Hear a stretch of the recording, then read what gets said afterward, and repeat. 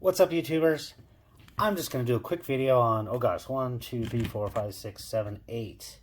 This is going to be 8 knives that I am not going to review in 2023, but do anticipate reviewing in 2024. I just got super behind this year for several reasons, work, all sorts of reasons, but didn't have any time to review them, did acquire them in time. We're going to start, I'm just going to jump right into these. The first one is going to be a swayback. Slip joint. This is the Rosecraft Blades Clinch River Swayback. I definitely thought this one was very cool, unique, interesting. This is, they call it bourbon colored bone. Not going to review it this year. Next one, and this is in no particular order. This is the TRM at Three Rivers Manufacturing Shadow. Yeah, it's a really good knife. Very thin and slicey. Haven't had a chance to do a proper carry. The Microtech Ultratech. I've had this knife for over 3 years. This is the Zombie Apocalypse edition. I've used this off and on over those 3 years. In fact, you can kind of even see the handle. Some of that anodizing is coming off and wearing off. And I was just hoping one of the things that I had this as a weakness for this knife was going to work its way out, and it never did in time. So I have enough information to do a proper and full review. Don't have the time right now. Another USA maker. This is the Emerson Knives Elvia. This is an interesting one. This is a Pikal, which, unlike a Karambit, which is a curved blade, basically your hawkbill blade outward, this one is held more like a claw, and it's designed to do so. This is just one of the most unique and interesting knives I've ever seen. I've been waiting for these to pop up and available. I didn't want one with the wave, so I went ahead and got one without the wave. But again, that's going to be the Emerson Elvia. Let's go to the next one, and this is the Kunwu Knives Padre. Still working on that. You can kind of tell. The Padre is kind of the big cheese in the Kunwu lineup. Still kind of working through it. To me, it looked like a very small and lightened up Strider Jibble. I think it's called the Jibble, or J2.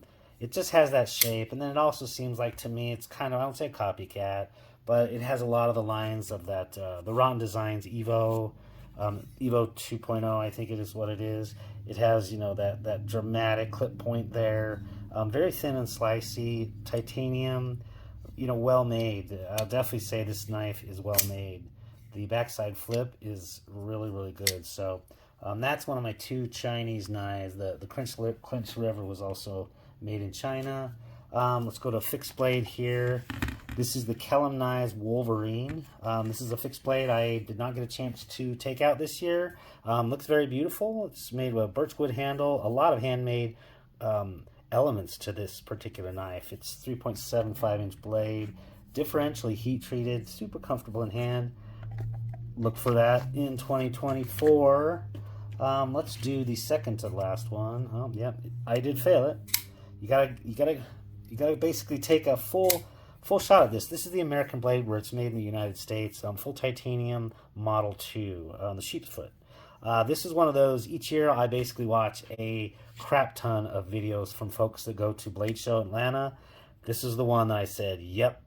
Last year it was the Riyadh T1000 that just became available. I'll go ahead and link up there in case you made it this far in the video. My probably first and last impressions. That's not a knife that I'm necessarily going to even keep. I'm going to give it a full and proper carry still, probably, and do a review. But my initial impressions were not so positive on that particular knife.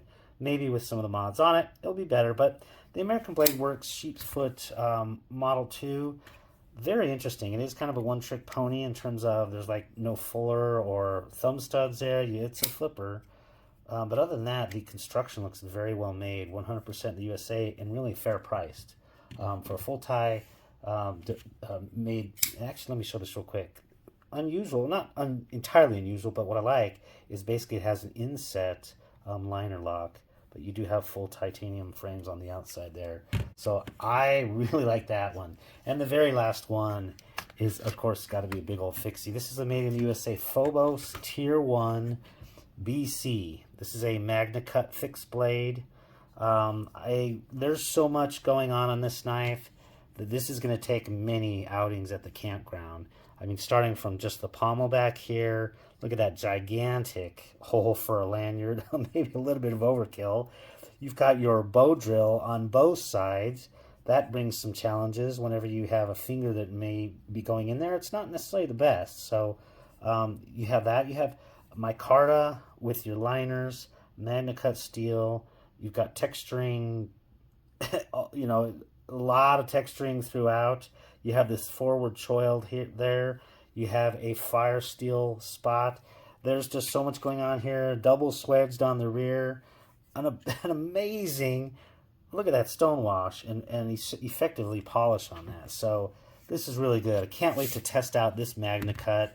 That is absolutely my favorite knife steel for a fixed blade these days. After the great luck I had with the Creeley blades, and then also that Demko.